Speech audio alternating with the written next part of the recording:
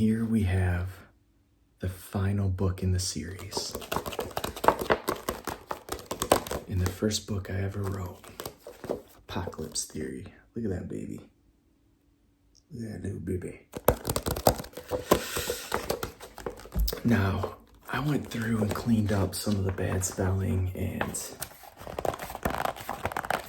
horrible dialogue in like 2010 or in like 2012. I think I published this in 2012. In 2010, I went over it again, and this was basically done by a publishing company, this book. So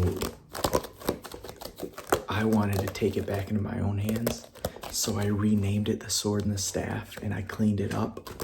So if you look on Amazon, it's on there under The Sword and the Staff. But that is not in paperback, and this isn't available anymore. So there are no more hard copies of this. And there are no hard copies of the one that's still on Kindle, which is The Sword and the Staff. It has the same symbol, but it's yellow. I was looking for something that represented like the one, and then I just typed in Hebrew, and they're like, that's what the number one was. That's how I ended up with that. Okay, let's see if I can remember the first book I wrote. I plotted this book in like 2006. So the book starts off with the kid his parents have just died. And he's in a military camp with his uncle, kind of like a boarding school military camp, and his uncle is just putting him through like all these tests. Like he has to run an obstacle course, and he's just like thinking about how his life got flipped upside down ever since his parents passed away. So he's running this obstacle course, and if he doesn't finish in time, his uncle's like, you're not eating dinner with the rest of us tonight.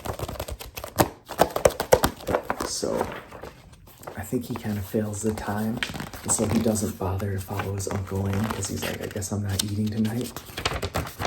And he sees a glow off in the woods. So he gets up, he goes to inspect this glow, and he sees a dead deer, and then an angelical figure standing over the dead deer. And he's like whoa, like stunned. And the angelical figure like puts her hand on the deer, and there's a light glow, and then the deer like wakes up and jumps up and is like, its wounds are healed. And then it takes off running into the woods. And then the angelic figure like looks at him, and the angelical figure's like, you were the one that's going to save everyone. And he's like, what?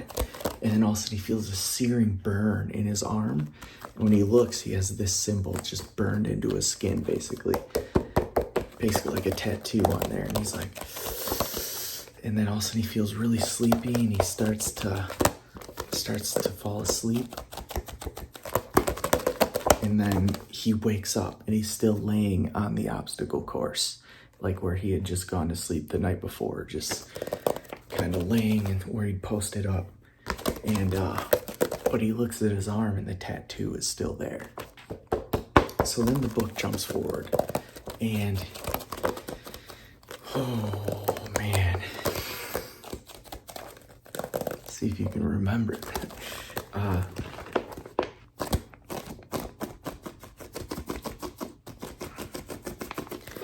The main character is living on his own, and he's 18, and he lives in his own apartment, and he works every day. I think he dropped out of school.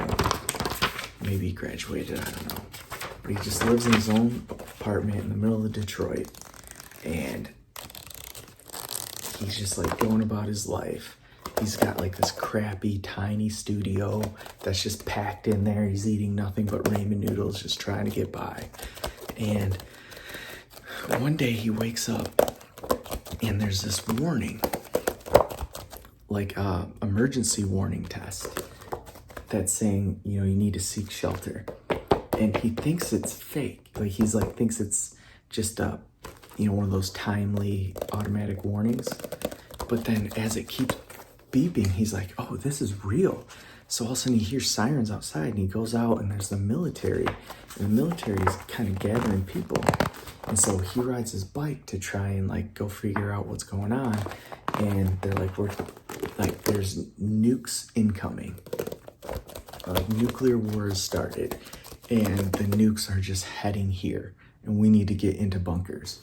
And so he gets in this truck, and they're like flying, and they fly into like this open parking lot with a little tiny hut in the middle. And then like they're rushing everyone in the hut, and he gets in there, and there's stairs leading down. And then he realizes this is like a hidden military structure. And underneath this little hut is this giant elevator, and he gets it in with these people, and they're all going down.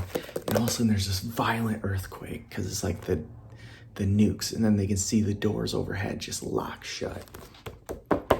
And so then they're just stuck in this thing.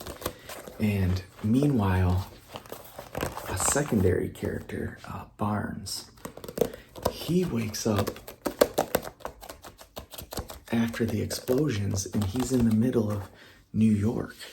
And like New York is like all rotted and decayed, and it has like hundreds of years worth of growth, as if New York had been abandoned for 200 years. And he wakes up, because the last thing he remembers is he was like frozen somehow. He ends up frozen. And so when he wakes up from being frozen, he like emerges, and he's standing in a skyscraper, but the wall is missing, and there's plant life and stuff all over the room.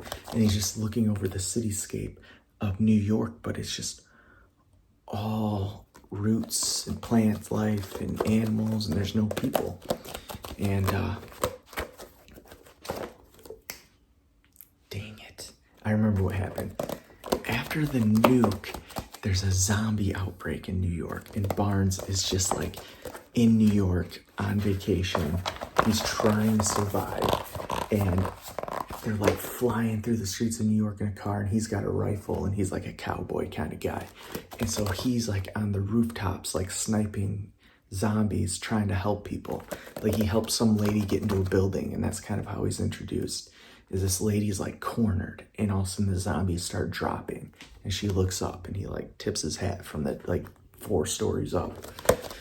And so then he's like trying to survive these zombies, and he's got his truck, and he's just plowing through them.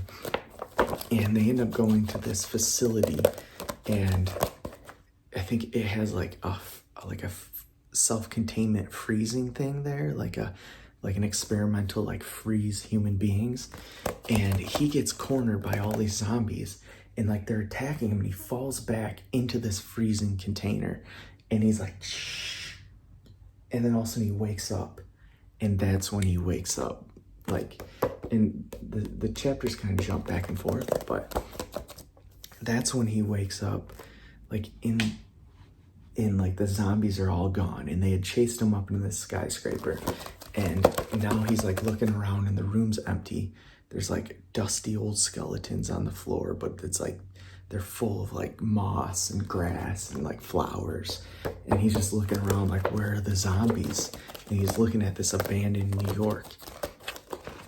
And then meanwhile, the first character, Mason wakes up. He's down in this tunnel, and they've been down here months, and they're like getting antsy and running out of food, and the people are kind of trying to revolt, but the army is trying to keep everyone contained. They're like, you can't leave, and they're like, you can't hold us here. So Mason's trying to fight for the people to be free, and he meets these 2 other people, Desiree and her brother. I don't remember the brother's name.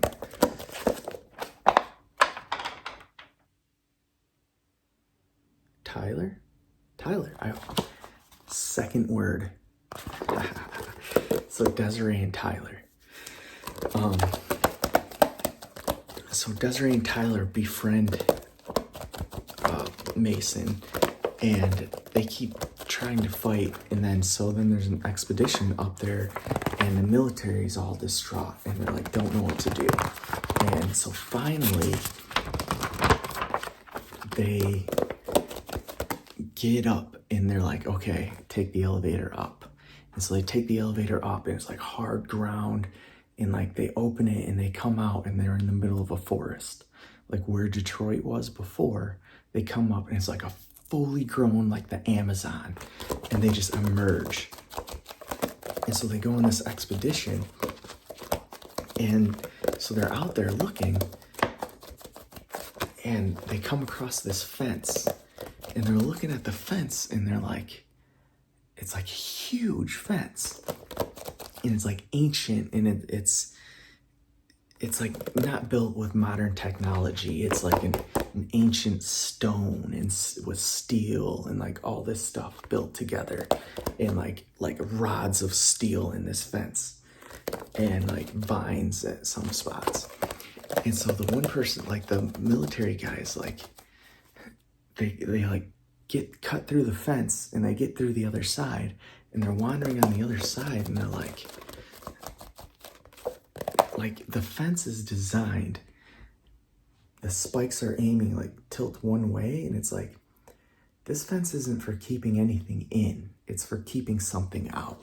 And as they're wandering through the woods, all of a sudden they get attacked by a Tyrannosaurus Rex, and they don't know what the heck is going on. So they're like shooting and like throwing grenades, and this one guy just like gets scooped up, and he pulls a grenade as he's like getting eaten, and the grenade like blows up in the T-Rex's throat, and they finally stop it because their bullets can't. And they're like looking around, they see like a pterodactyl, and they're like, we gotta get through the fence. And so they're like scramble, and they're like get back, and they like close the elevator. And that's when they're like, nobody can leave. And that's when everyone starts rebelling.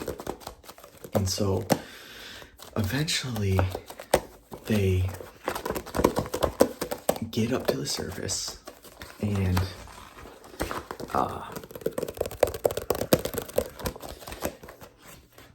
like after another couple months, the people rebel and take over, and they're like, no, you're letting us out. And they go up and they explore the inside of the fence, and they find this village of huts that are kind of like these domed huts made out of grass that totally aren't ripped off of The Hobbit, but look exactly like The Hobbit if you imagine it in your mind.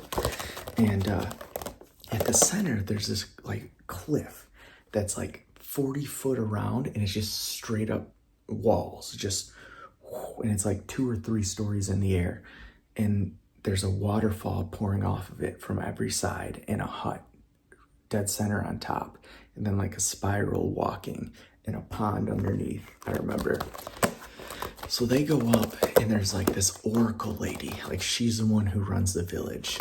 And so Mason and Tyler and Desiree go up, and they speak with this oracle, and she's like, I have been waiting for you. And they basically discover that all timelines, like all of Earth's history during the nuclear explosion, is so violent and so much force that it actually crumbles time. And so like all these different times have ended up at this one point in time. So like you just have random, just like 10-mile square cutouts that just appear here. And whatever's inside of that 10-mile square cutout is now part of this time.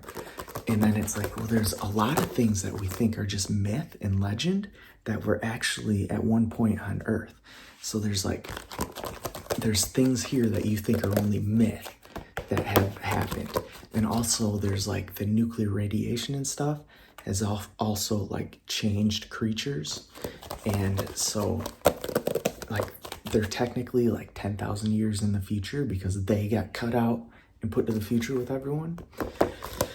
And so meanwhile, the characters don't know it, but I think there's a chapter from the villain scene, and it's basically like the devil or the devil's head demon is raising an army, and he has this sword that if he kills anyone with this sword, that person will become a demon. Like they'll be like, and they'll turn red, and they'll like literally turn into a demon. So he's like going around turning all these people, like killing villages, and then when he emerges, he's got like double his army. And so then he forges all these swords so that all the demons he makes have this same power in their swords. So there's this army of demons that whenever they kill something, they raise another demon. So they're just growing. And then to be cruel, because some people like get hurt but get away, they find zombies and they keep zombie blood with them, and they dip all their swords in zombie blood. And they're like, so that way, if anyone ever gets just cut, but they get away, they'll actually turn into a zombie. So they're like, no one survives our army, basically. And they're in this time too. And so then the Desiree, Tyler, and Mason has given this staff, and they're told they have to go to some mountain and find these other weapons. Like there's 4 weapons for the 4 horsemen. And they're like, you are the 4 horsemen, and you need to find these weapons. They've been saved for you. And so they're like, this staff is like a bow staff, but it's actually the staff of Moses, but it's been tempered and it's been reshaped to be an actual physical weapon. And so the baby's crying. Easy, baby. All right. So then they find the other weapons, which is, they also find Barnes when he comes out of New York, and he sees this demon army, and this demon army is like building towards New York. And so Barnes comes out and they run into him, and he reports like, if there is an army and it's like headquarters is in Manhattan.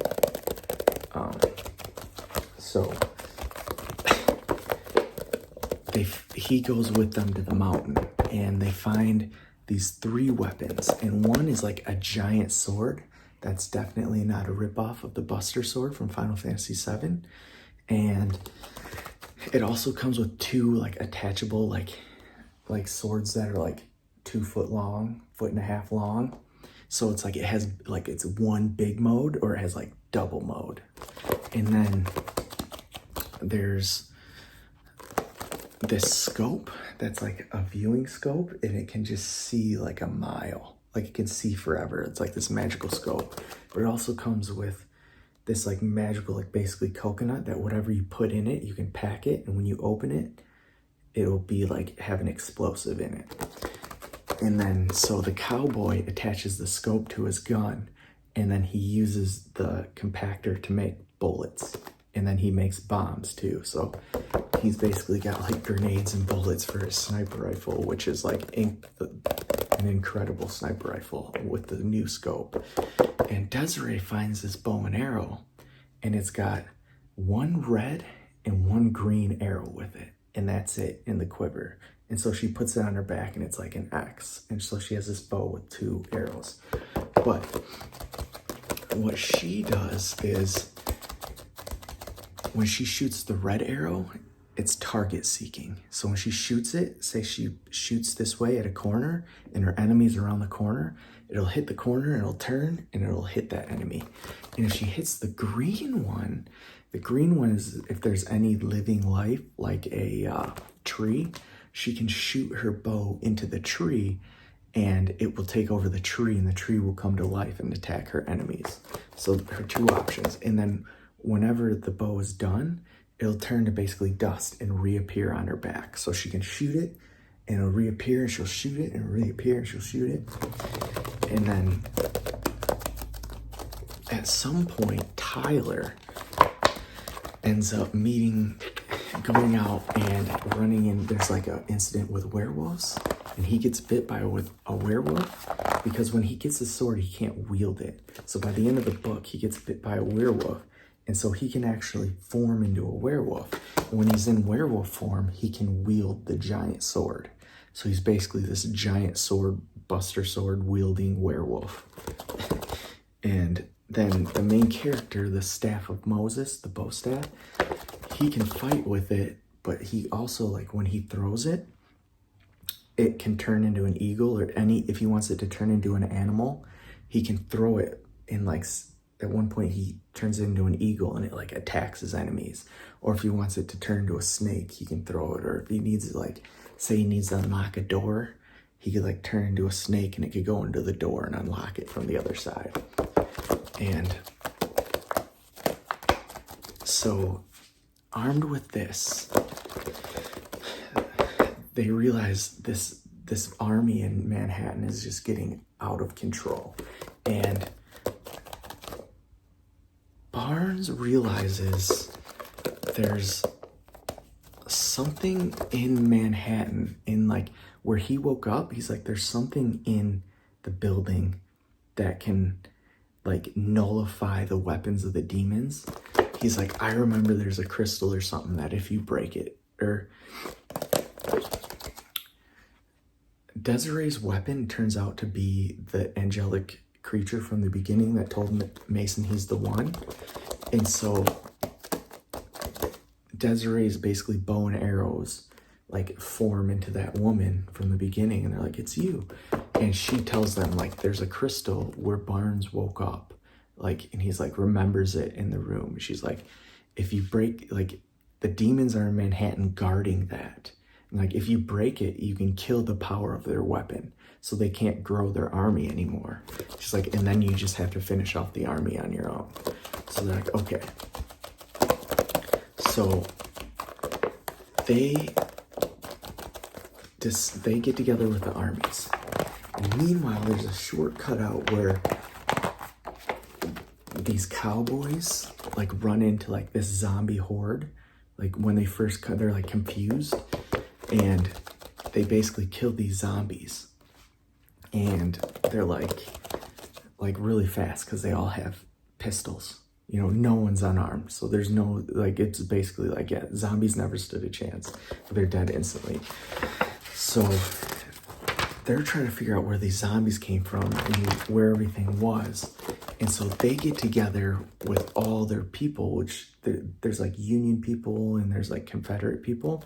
And they're like, we need to investigate. And like, they're all old soldiers. And they're like, we need to get our regiments back together. And we need to put on our uniforms. We need to get our military weapons. And we need to go like figure out what's going on. And then at some point, there's like, they run into like Roman soldiers. And so everyone gets together, and these Marines, the ones that fought the Tyrannosaurus Rex and that were in the tunnel, they all get together and they're like, okay, we have to go to Manhattan and we have to destroy this thing, and we have to, this like crystal, and we have to destroy this demon army. And so they're like, okay, let's get all our armies together and let's like surround Manhattan with all these armies, and then go in and fight them. And meanwhile, you four with your special weapons will put you in and we'll destroy that crystal. And so the main characters actually have like these, like, you know, like lions with wings.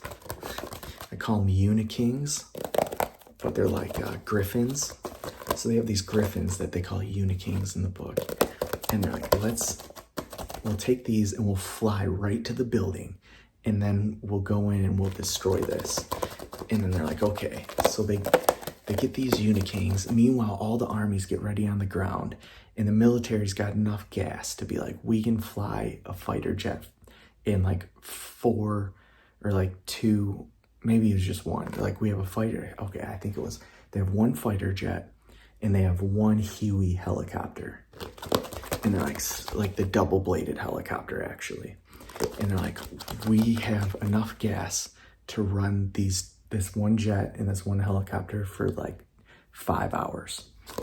And they're like, so we're gonna have jet support and 1 chopper support and all of this. So they're like, okay. So they're like, everyone pick a street. And they're like, the Roman army is like the most massive. So they're like, you guys get these 4 streets and you just do a phalanx, and you're gonna fight this demon army with a phalanx. And every time they scratch you, everyone's gonna be infected with zombies, and then everyone who dies is gonna rise as a demon. And like Marines, like you get that street, there's gonna be 30 of you. You're gonna be fighting like a never-ending horde of demons. And then like Civil War, like the Union, like you guys get this street, the Confederates, you get this street, and you guys are just gonna be like, you have a battle line. And then they're like, okay. And they're like, also like the werewolves, like they're like, there's like 15 werewolves, and like you werewolves are gonna hold another street by yourselves.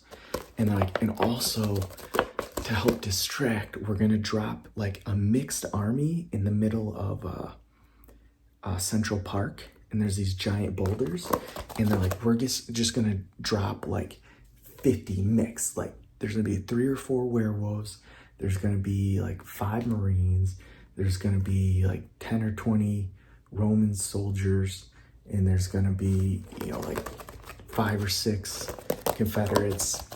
And you guys, your job is, everyone's gonna be marching towards these armies. Your job is to piss them off in the rear enough so that they start swarming you, and then you can hold this giant rock, basically king of the hill, in the middle of the central square, and hopefully you can provide some relief to them. And when it gets too overwhelming, we'll just fly the helicopter in and just lift as many out as we can. And so they must have had a couple helicopters, because they had enough to get the people out, and they're like, okay. And like, meanwhile, while all this distraction's going on, the 4 of you, Mason and the 3 others, you 4 horsemen, you're gonna fly to this building, and you're gonna break the diamond so that every death is permanent, and they can't keep rising us into demons. So then we can dwindle their army down. And so as they're flying in, they run into demons on dragons. And earlier they do realize that the demon army has dragons. So they fight with their weapons, with the sniper rifle and the arrows and stuff, on the backs of these lions, flying lions, the Unikings, and they're fighting these dragons trying to get into the city. And meanwhile, the fighter jet is kind of doing strafing runs and bombing runs, and like the fighter jet like takes out one of the dragons for them. And they end up like, they can't quite get to the building, so they drop like a block away and run into the bottom floor. And so they're like fighting their way up the stairs the hard way. And all these demons are like coming to the bottom, and so they're like just holding the staircase as they're like slowly backing up, trying to get up. And they're also like fighting the demons that were already in the building, because this is like the main headquarters. So as the 4 of them fight their way up, you know, all these different battles are taking place, and it's kind of jumping to all of them. And so it's a pitch battle, and they get to the room, and they destroy the crystal, or whatever it is. I don't know if it's destroyed. I think they have a crystal where they can like absorb the main demon or the devil, whatever it is, absorb their soul, and then that will take away their power. And then the angelic being that's in the bow and arrows can take them away. And that's where the power of all the swords lie. And so they're like, finally get on this top floor, and they're just like backed up, and they do it. They succeed. They stop the army. But they're like the whole army's coming up the stairs, and they're just like basically pushed onto the roof level. And I think they have this crystal, and like if they give the crystal back to the demons, they can just break it open, and then it'll be as if nothing happened. And so they're like just fighting, and they're like on top of the roof, and they end up back to back as the whole roof becomes full with demons, and they're just using the bow staff and the weapons. And I think the cowboy, he makes pistol bullets too, so he's shooting his pistols, and they're all fighting, and they're going down hard. It's not like they're just overwhelmed on the top of a skyscraper with endless demons coming up, and they're just back to back at this point. And then one of the Huey helicopters just like pops up behind them with their machine guns and just starts unloading on the crowd of demons on the roof. And so they turn and they like dive into the helicopter, and the helicopter flies away, and then they get away. And then Central Park gets overwhelmed. So then all the Hueys come in, and they kind of evacuate these guys, but then the main 4 like flying on this one helicopter like through the streets of Manhattan, and like I think a dragon's chasing them, so they're trying to shoot it with their machine gun, and they eventually, you know, get out of there. And at the end of the day, they're like, save it, and then the armies just dwindle this demon army down to nothing. And then they like, I think they encircle Manhattan, all the armies, and decide that they're gonna kind of starve the army out instead of fighting on the streets. So as the demons like come straggling out, they can pick them off piecemeal. And so that's how it kind of like, they win the day. And then when that's over, the characters just kind of go back to the village to kind of live out in peace in the village. And they have a campfire and they sing songs and they drink beers. Because I was 18 when I wrote it. So they just throw a party with a bonfire and they live happily ever after. Let's see. Let's see let's read the last paragraph. Let's see. The moon was full and larger than ever, floating peacefully in the stars. Mason watched it for a while before he finally closed his eyes and fell asleep. And lived happily ever after. That is Apocalypse Theory, The Sword and the Staff, today, if you are looking for it. Yeah.